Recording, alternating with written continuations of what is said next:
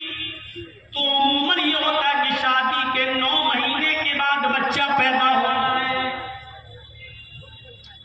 بہت سے بچے 8.5 مہینے میں بھی پیدا ہو جاتے ہیں، 8 مہینے میں بھی پیدا ہو جاتے ہیں۔ کبھی کبھی معاملہ جب پیٹ میں بگڑتا ہے تو آپریشن کے ذریعے اس بچے کو 9 مہینے سے پہلے بھی آپریشن کے ذریعے نکال لیا جاتا ہے۔ لیکن سوال یہ پیدا ہوتا ہے کہ بنا آپریشن کے، بنا پریشانی کے، شادی کے اگر 6 مہینے کے بعد اگر بچہ پیدا ہو جائے،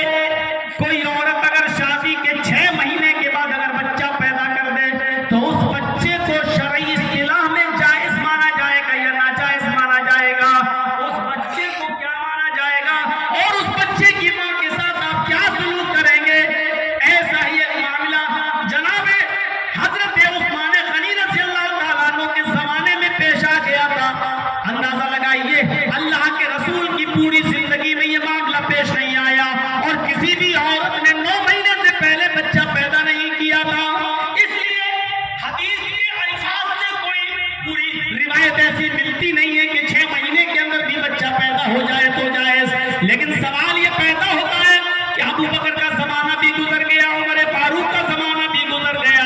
حضرت عثمان غنی کا زمانہ ہے، اور حضرت عثمان غنی کے پاس ایک صحابی آتے ہیں، ایک شخص آتا ہے اور ان کے پاس بیٹھ جاتا ہے اور بیٹھ کر مسئلہ پوچھتا ہے، امیر المومنین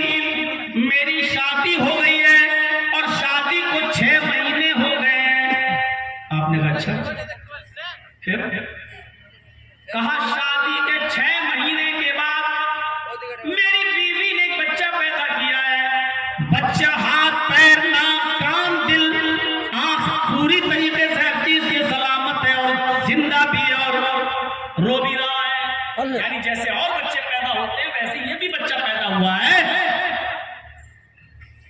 مسئلہ پوچھنے کی وجہ کیا ہے آپ سمجھ رہے ہوں گے، مسئلے کی نزاکت کو آپ سمجھ گئے ہوں گے، یعنی وہ یہ جاننا چاہ رہا تھا کہ عثمان غنی، اے امیر المومنین، آج تک ایسا ریکارڈ نہیں ہوا ہے شادی کے 6 مہینے کے بعد کسی عورت نے بچہ پیدا کیا ہو، لیکن میری بیوی نے 6 مہینے کے بعد ہی بچہ پیدا کیا ہے، یعنی اس بچے کو میں اپنا بچہ مانوں یا اپنی بیوی کو غلط مانوں کہ شادی سے پہلے وہ اپنا منہ کالا کر چکی تھی؟ کیا مانوں؟ حضرت عثمان غنی رضی اللہ تعالیٰ عنہ جو فتویٰ دیتے ہیں، سنیے، حضرت عثمان غنی جو فتویٰ دیتے ہیں وہ فتویٰ یہ تھا کہ تمہاری بیوی سے زنا ہوا ہے، تمہاری بیوی نے تمہیں دھوکہ دیا ہے، تمہاری بیوی تم سے شادی سے پہلے ہی کسی سے مل چکی ہے اور یہ اسی کی ناجائز اولاد ہے۔